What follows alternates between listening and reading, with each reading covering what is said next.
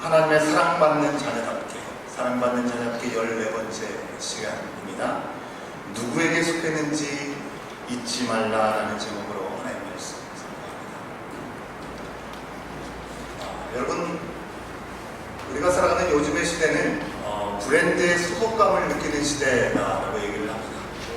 무슨 얘기입니까? 여러분, 물건이 될 수도 있고 신발이 될 수도 있고 여러 가지가 될 수 있겠죠. 브랜드를 추구하는 시대를 살아가고 있습니다. 우리가 부임하게 된 그 브랜드의 소속감을 느끼면서 살아가는 시대라고 하는 것입니다. 대표적으로는 우리가 애플 사에서 나오는 것들을 생각할 수 있을 것 같고요. 여름철이 되면 특히나 이 나나이모 이 고속도로를 활보하는 아주 거대한 오토바이들을 보실 수 있을 것입니다.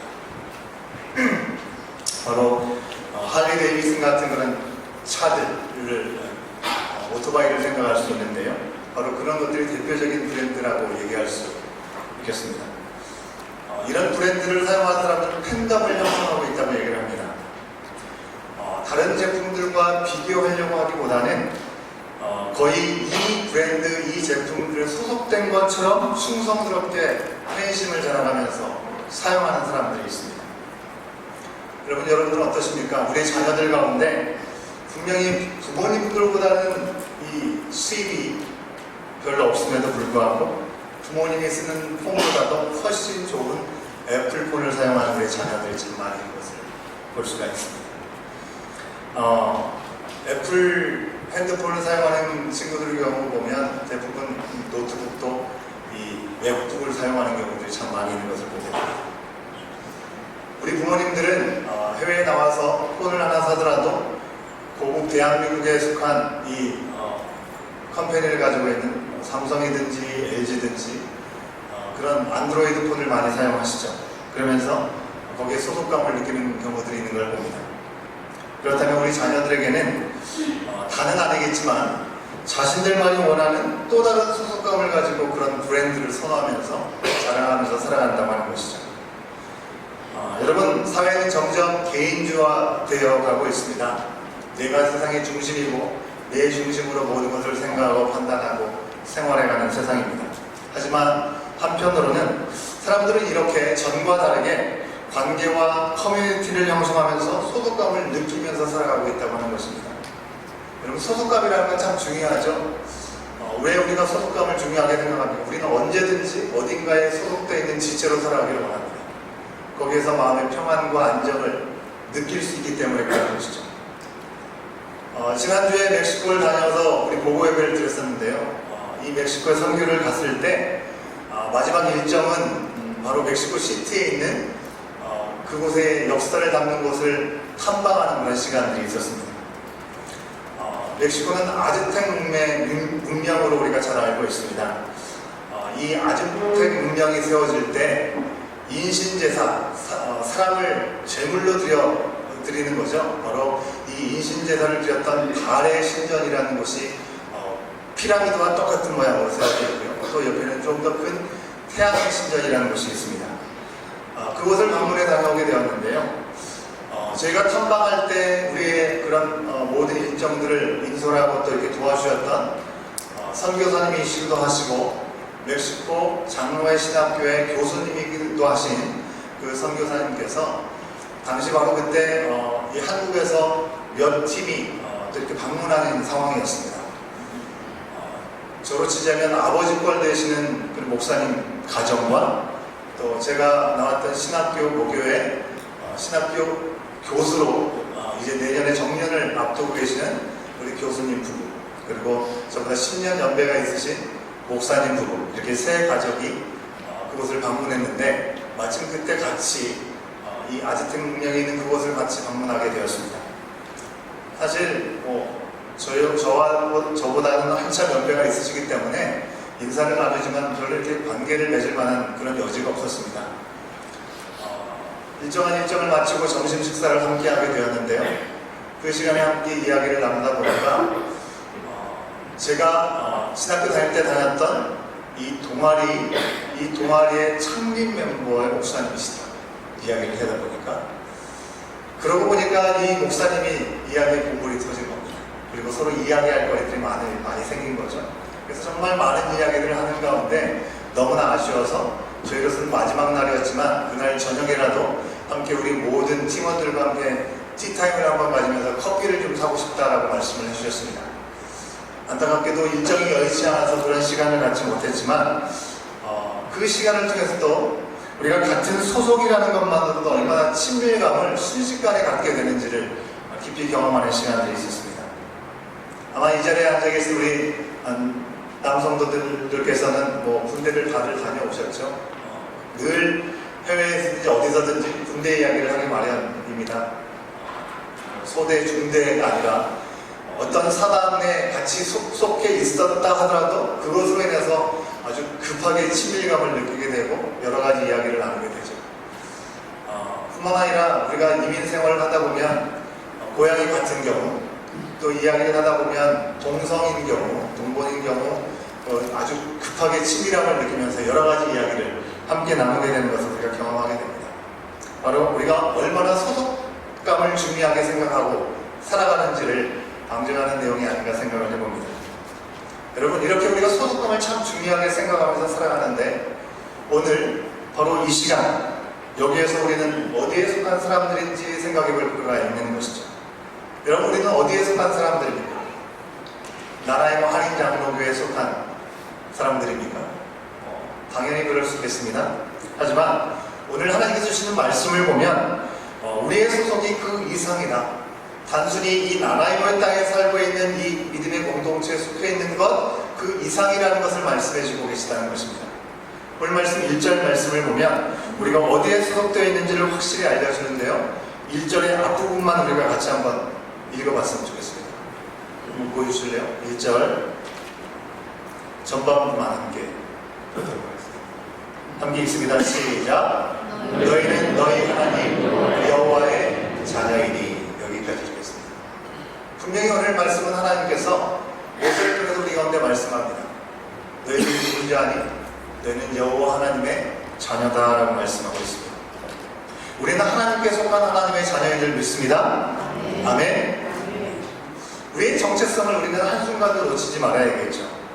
오늘 이 자리에 앉아서 함께 예배드리는 것, 여러분, 이것이 우리가 나나이모 한인 장로교회에 등록된 등록교인이기 때문에 멤버십을 가지고 있기 때문에 이 자리에 와서 예배를 드리는 것이 아니라 하나님께서 먼저 우리를 하나님의 자녀로 인쳐주셨고 하나님의 백성이라고 말씀해 주셨기에 우리가 함께 이 자리에 와서 예배를 드릴 수 있는 것이죠. 여러분, 오늘도 보니까 우리 교회를 방문하신 분들이 여러 분 계십니다. 나중에 소개하고 함께 축복하는 시간 갖겠지만 일부에도 이 밴쿠버에서 또 이 멀리 알버타에서 방문해서 전혀 알지 못하는 연고가 없고 아는 지인이 없음에도 불구하고 인터넷을 검색해서 와서 일부 예배를 함께 드린 분들이 계십니다. 여러분들, 그분들은 지금 오늘 처음 오신 분들도 마찬가지겠지만 이 자리에 어쩌면 아무도 아는 지인이 없을 수 있겠고요. 연고도 없이 이곳에 오셨을 수도 있습니다. 그럼에도 불구하고 이 자리에 나와서 함께 예배 드릴 수 있는 이유가 무엇입니까? 그 이유는 우리가 먼저 하나님께 속한 하나님의 자녀라는 사실을 우리가 분명히 인지하고 있기 때문에 그런 것이죠. 어디서 드리든지 하나님께 드려지는 동일한 하나님께 예배 드려지는 그 시간에 바로 우리가 서로 알지 못할지라도 한 분 하나님 앞에 예배 드리는 시간을 통해서 우리가 믿음 안에서 한 형제요 한 자매가 되었다는 사실을 우리가 알기 때문에 조금의 서스름 없이 함께 나와서 예배를 드릴 수 있는 것입니다. 여러분, 멕시코에 가니까요 이 사실을 좀 더 진하게 느낄 수 있는 시간이 있었습니다. 그 교회 공동체는 서로를 직분으로 부르기보다는 서로에게 대해서 형제 자매라는 그런 호칭으로 부르면서 서로 더 친밀함을 표현하는 것을 볼 수가 있었습니다. 목사님과 사모님만 스페인어로 우리가 페스타라고 하지 않습니까? 파스토라라고만 부르지 나이가 연세가 많든지 적든지 뭐 남자이든지 여자이든지 상관하지 않고 형제 자매라고 부릅니다. 스페인어로 에르마나라고 이렇게 부르는 것을 볼 수 있었습니다. 워낙 가까이 친하게 치밀하게 그렇게 호칭을 부르다 보니까 정말 그리스도 안에서 형제 자매가 아니라 혈육을 나는 그런 가족인가라는 생각이 들 정도로 아주 친밀하게 서로를 대하는 그런 모습들을 볼 수 있었습니다. 여러분, 이처럼 우리의 소속은 여호와 하나님이라고 말씀하고 있습니다. 우리는 하나님 안에서의 가족인 것이죠.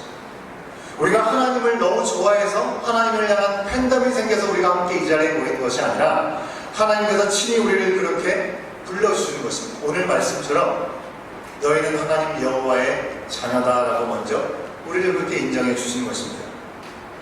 하나님 우리를 하나님의 자녀로 부르시기를 기뻐하시고요, 우리가 하나님의 자녀가 되었다는 것을 알게 하신 것을 기뻐하신다고 말씀하고 있습니다.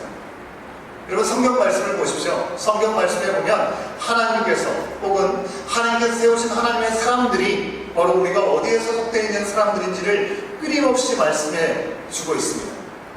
선지자 이사야를 통해서 하나님은 이사야 43장 1절에서 우리 가운데 말씀하십니다.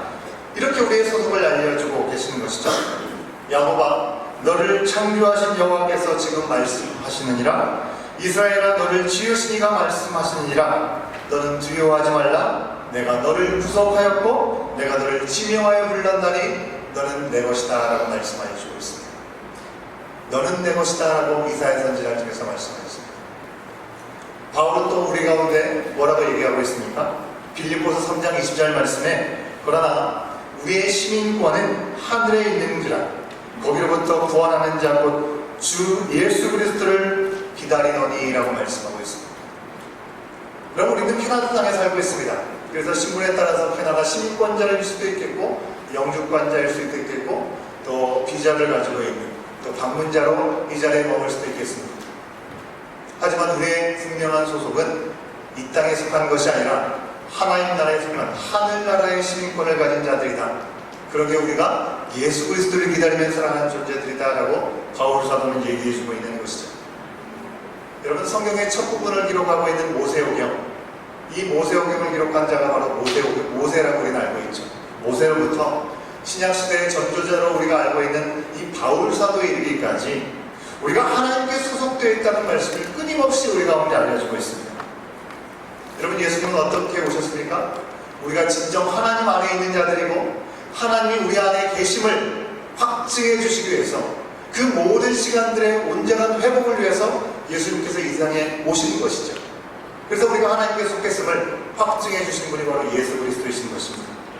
그런데 오늘 말씀에서 모세는요, 이스라엘 백성들을 향해서 지금 상황이 어떻습니까?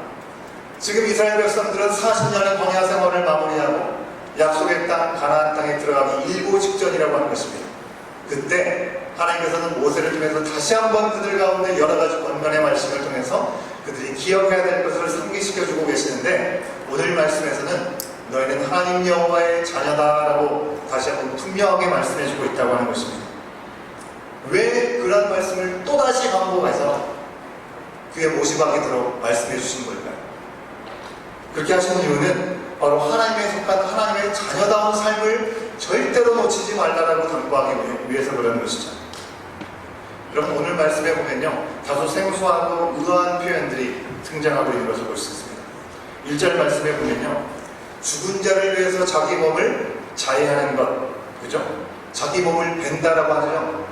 몸을 베지 말라라고 분명히 말씀하고 있고요, 눈썹 사이 이마 위를 털을 밀지 말라라고 말씀하고 있습니다.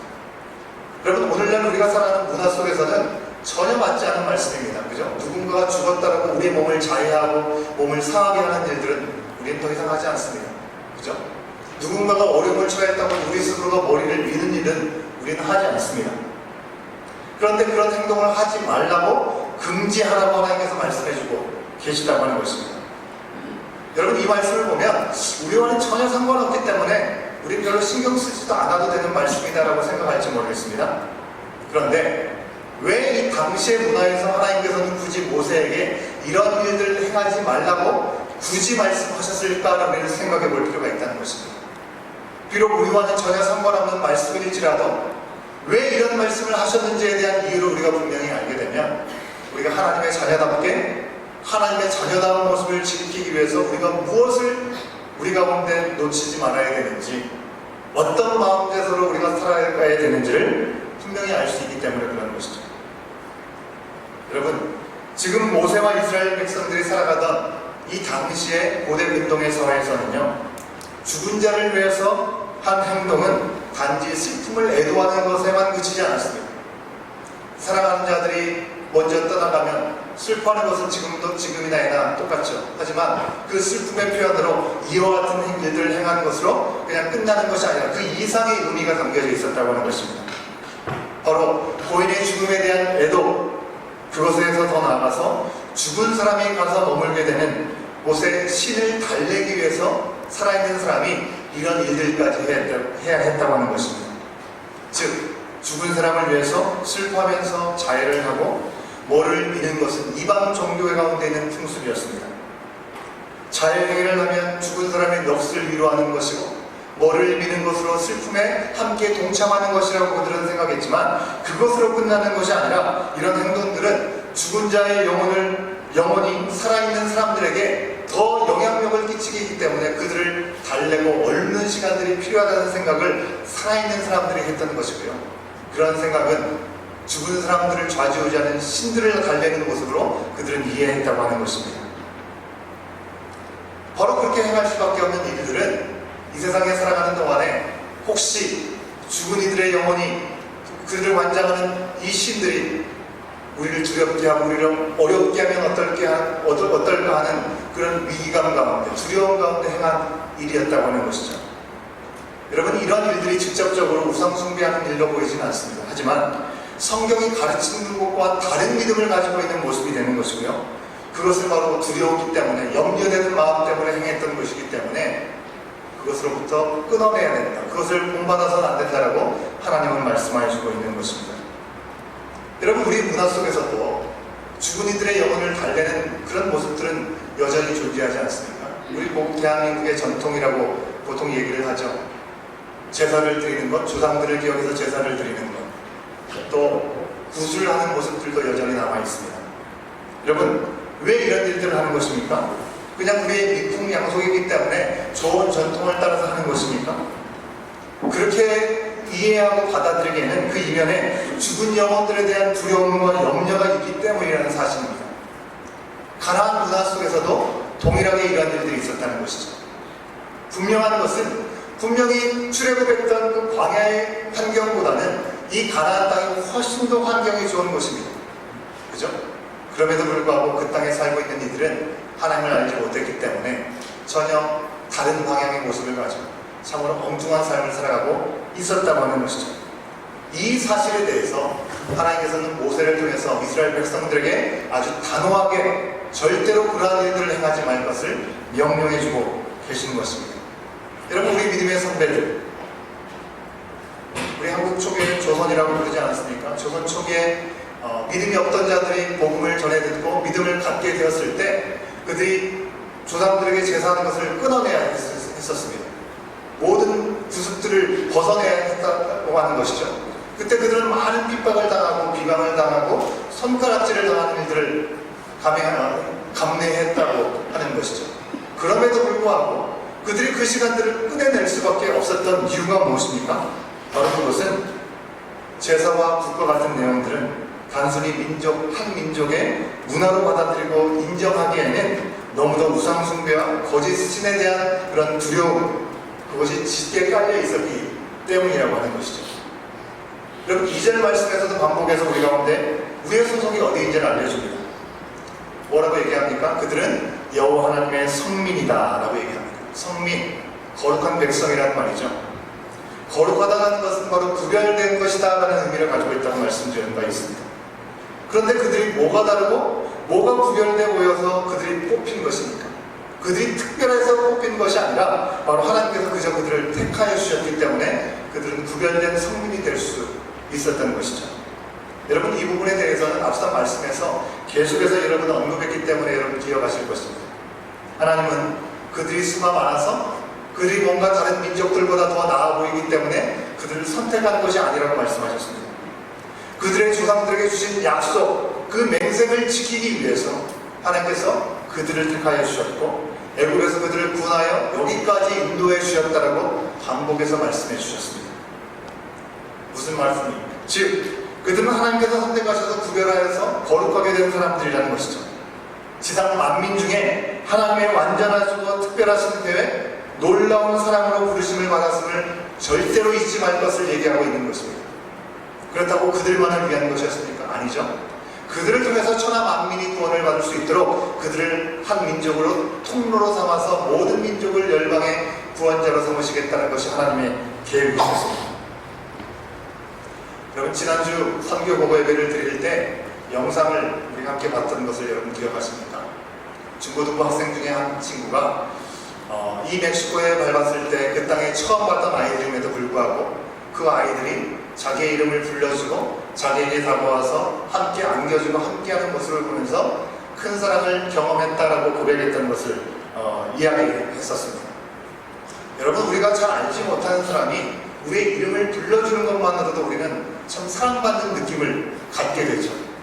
하물며 이 세상을 만드시고 주장하시는 하나님의 손 안에서 구별된 백성으로 우리를 인쳐주시고 우리를 여전히 당신의 자녀라고 이야기하신다고 한다면 여러분, 그것처럼 영광스러운 일이 어디 있겠습니까? 하나님의 사랑과 하나님의 약속 가운데 부름을 받은 우리들이 정말 하나님의 자녀로서 백성으로서의 품격을 다 지켜 살아가야 된다는 다짐을 다시 한번 해볼 수 있는 시간이 되어야 되는 것이죠. 그런데 우리는 어떻습니까? 우리가 하나님의 자녀라는 사실 너무 당연하게 받아들이고 우리 입술로 고백합니다. 너무나 당연해졌습니다. 그런데 진정 우리가 하나님의 자녀된 삶을 살아가고 있는지에 대한 질문들을 우리 스스로에게 해보면 쉽고 단호하게 그렇습니다라고 대답하기가 쉽지 않습니다. 무슨 얘기일까요? 우리가 하나님의 자녀라는 것을 알고 깨달았다고 얘기하지만 그에 걸맞는 모습들을 우리가 살아가고 있지 못한다면 하나님께서 우리를 자녀로 불러준 것이 얼마나 영광스러운 일이고 얼마나 감격스러운 일인지를 우리가 그만큼 느끼지 못하고 살아가고 있는 하나의 예가 될 수 있는 것이겠죠. 그래서 하나님께서는 적당히 이방 문화에 섞여 살 수밖에 없는 그들 가운데 먼저 앞서서 단호하게 말씀하여 주고 있는 것이죠. 그들이 행하는 것처럼 머리를 밀거나 자해하는 일들을 행하지 말라고 말씀하셨습니다. 이어지는 말씀 우리가 읽지 않았습니다. 3절부터 이어지는 쭉 말씀해 보면요, 정한 짐승이 무엇이고 부정한 짐승이 무엇입니까? 쉽게 말하면 우리가 먹어도 되는 짐승은 무엇이고 음식은 무엇이고 먹지 말아야 될 것이 무엇인지를 아주 자세하게 말씀해 주고 있는 것을 볼 수가 있습니다. 무슨 말씀입니까? 우리 일상의 가장 기본적인 삶에서부터 구별된 하나님의 백성이고 하나님의 자녀로 살아가야 된다는 사실을 이어지는 말씀에서 알려주고 계시는 것이죠. 얼마 전에 여러분들도 아마 다 아실만한 유명한 우리 한국의 은퇴하신 목사님께서 폐암 선고를 받으셨습니다. 그리고 수술을 받고 아직도 항암 치료를 받고 어려운 가운데 계십니다. 그런데 자신과 같이 아픔 가운데 있는 시간을 겪고 있는 이 암 환우들을 위해서 집회를 여신다는 그런 소식을 전해 들었습니다. 아직 몸이 성하지 않고요, 회복되지 않아서 어려움이 있지만 있는 모습 그대로 당신이 그 질병에 대한 소식을 알고 그 싸우면서 가졌던 두려운 마음, 그리고 그것을 이겨나가는 과정의 이야기들, 공감하는 이야기들, 그리고 찬양과 기도로 그 시간들을 함께 나누는 모습들을 유튜브를 통해서 저는 확인하면서 아주 참 감명 깊게 그 내용들을 봤습니다. 무엇보다도 이 목사님께서 많이 약해지는 목소리를 가지고 많은 사람들에게 말씀 중에 하셨던 말씀, 우리가 돈이 없지 가오가 없냐? 라는 말씀을 했습니다. 여러분, 우리가 돈이 없지 가오가 없냐? 많이 들어보신 문구입니까? 유명한 영화의 패러디라고 할 수 있는 거죠. 여러분, 이 목사님께서는 우리가 누구든지 죽음 앞에 서면 두려움에 떨 수밖에 없지만 우리가 그리스도인 되었기 때문에 하나님의 자녀가 되었기 때문에 그 죽음마저도 우리를 어떻게 하지 못하도록 하나님의 자녀다운 가오를 놓치지 말고 멋지게 끝까지 주님과 함께 나가는, 그래서 결국 하나님께서 우리를 부르시는 시간이 어떤 시간일지라도 두려워하지 말고 담대하고 하나님 앞에 나갈 수 있는 믿음을 가진 자답게 살아가자라고 짧지만 강렬한 말씀을 전해주셨습니다. 여러분, 우리가 세상을 살아가면서도 세상 사람들이 얼마나 가오를 내세웁니까? 그럴진데 우리가 하나님의 자녀가 되었는데 하나님을 믿는 우리의 정체성을 우리가 잃어버리고 뜨겁지도 차갑지도 않고 미지근한 인생으로 우리가 시시하게 살아서는 절대로 안 되겠다고 하는 것이죠. 여러분, 이스라엘 백성들은 처음 선택된 백성이었습니다. 그리고 자녀였다고 한다면 지금 우리들은 어떻습니까? 이 시대에 또 이 세대를 위해서, 우리 다음 세대를 위해서 하나님께서 택하신 하나님의 백성이고 자녀들이라는 사실을 우리는 분명히 기억할 수 있어야 되는 것이죠. 멕시코를 선교를 마무리하면서 참으로 감사했던 것, 많은 감사한 것들이 있었는데요. 정말 감사했던 것이 우리가 방문했던 그 두 지역이 모든 세상의 기준으로 보면 그 이상 연약하고 그처럼 참으로 어려운 곳이 없을 정도로 참으로 약한 이들이 사는 곳이었습니다. 그런데 그 두 지역의 다음 세대들을 세우고 예배의 부흥과 또 그것을 위해서 섬길 수 있는 시간들이 우리 가운데 허락되었다는 것, 그것이 너무나 감사한 시간이었습니다. 그들은요, 경제적으로 너무나 열악합니다. 인생의 변화에 꿈을 꿀 기회조차도 생각하지 못하는 환경 속에 살아가고 있습니다. 그런데 하나님께서는 연약한 우리들을 통해서 그들을 위로하시고 그들이 하나님의 사람들이기 때문에 그냥 그 자리에서 그 정도의 인생이 아니라 크고 놀라운 하나님의 계획을 바라보며 살아갈 수 있는 은혜를 나눌 수 있는 시간을 허락하셨다고 하는 것이죠. 특수한 지역은요, 우리가 여러분 즐겨서 먹는 아보카도, 이 아보카도가 많이 재배되는 곳입니다. 소작농으로 사람들은 그곳에서 많은 일들을 합니다.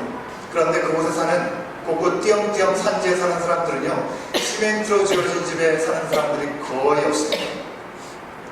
저희가 이번에 갔을 때 시멘트로 집을 조금씩 짓고 있는 한 집을 봤습니다. 그 집은 아주 부자집이라고 이렇게 평가를 받더라고요. 나무도 우리가 이렇게 좋은 합판으로 만들어 짓는 것이 아니라 그냥 여기저기서 주워서 세운 그 나무로 헛간을 만들어서 사람들은 다 그렇게 집을 이루어서 살아가고 있습니다. 아이들은 15세가 되면 성년식을 치르는데요, 잔치를 해줘봤자 얼마나 거대하게 해주겠습니까? 15세가 되면 여자아이들은 이제 어른이 됐다라고 시야를 받습니다. 그런데 참으로 안타까운 것은 15세가 이상이 되면 이제 여자아이들은 누구도 예외 없이 남자와 관계를 맺고 아이를 갖습니다. 아이를 여전히 어린 학생임에도 불구하고 어린 자녀를 낳아서 키우는 모습을 볼 수 있게 된다고 하는 것이죠. 이번에 성경학교를 하면서 기념품들을 준비해서 나눠주는데 17살 된 여자아이가 제가 이만큼 불러와가지고 그 선물을 받겠다고 와서 줄을 서 있는 것이죠. 아니, 아이를 가진 사람 정도면 어린아이가 아닌데 이거를 받을 나이가 아닐 텐데 라고 생각을 했던 것이죠. 그런데 알고 보니 17살밖에 되지 않은 어린 학생인 것입니다. 당황하는 그런 순간들이 있었다고 우리 멤버들이 얘기하는 일들도 있었습니다. 여러분, 물론 그들이 참으로 열악한 상황에 있다고 해서 무조건 그들은 참으로 안타깝고 문제가 많다고 얘기할 수 없습니다. 왜냐하면 우리는 그들보다 훨씬 더 좁고 윤택한 환경 속에서 살아가지만 어쩌면 그들보다도 훨씬 더 많은 불평과 불만 가운데 우리가 더 살아가고 있는지도 모르기 때문에 그렇습니다. 많은 것들이 없지만 그들은 별로 걱정이 없고요. 그리고 불안한 마음, 걱정하는, 그리고 뭔가에 대해서 불평하는 마음도 점점 찾아보기가 쉽지 않습니다. 그냥 현실의 삶에 만족하면서 감사하면서 살아가는 그들의 모습을 볼 수가 있습니다. 그렇기 때문에 우리가 객관적인 어떤 기준을 가지고 우리의 삶이 그들보다 낫다라고 함부로 이야기할 수 없겠죠.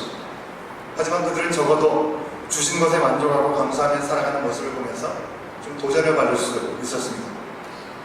분명히 현실이 그렇지만 한편으로는 삶에서 많은 어린아이들이 있는데 마음과 눈이 맑은 그 아이들, 믿음으로 온전히 자라서 현실에 그냥 안주하고 그냥저냥 그렇게 살아가는 모습이 아니라 그들이 살아가는 투스판뿐만 아니라 멕시코의 다른 도시에서 또는 다른 지역과 땅끝까지 나가서 그리스도인에서 빛을 비추며 살아갈 수 있는 그 아이들이 될 수 있으면 참 좋겠다라는 그런 마음을 가지고 그들을 섬기고 우리는 함께 돌아왔습니다. 여러분, 잘 아시는 대로 멕시코의 많은 농장들은요, 바로 마피아의 수하에서 일을 하는 경우들이 참 많습니다. 소작농인데도 마피아의 수하에서 일을 하게 되는 경우들이 그들 가운데도 있더라고요. 그렇다고 그들이 마피아와 직접 연결되어 있는 것은 결코 아닙니다. 그냥 소작농으로 살 뿐입니다. 그런데 그런 환경에서 살지라도 그들이 하나님의 자녀이고 하나님께 속한 사람임을 알아서 변화의 사람으로 쓰임받을 수 있다면 얼마나 놀라운 일이 될까요? 바로 말씀대로 가난하지만 많은 사람을 부욕해 할 수 있는 사랑하시는 그리스도 안에서 약속대로 불러주신 자고 하나님의 자녀이고 하나님의 백성입니다.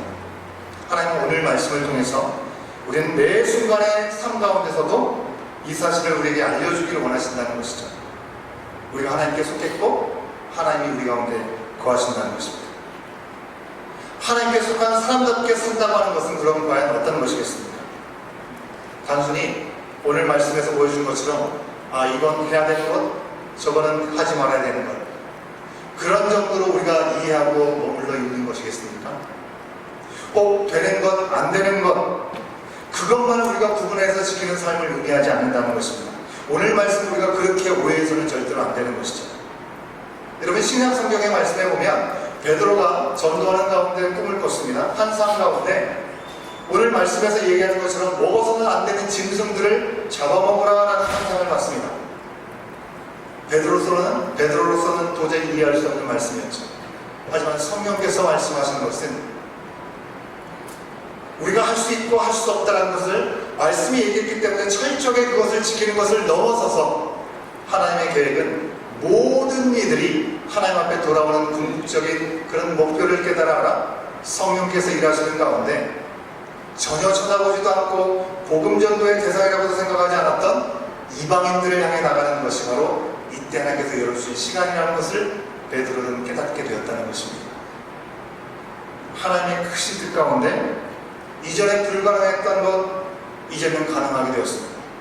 여러분, 지금은 가능하지만 다음에는 하지 말아야 될 일들이 분명히 있을 수도 있겠습니다.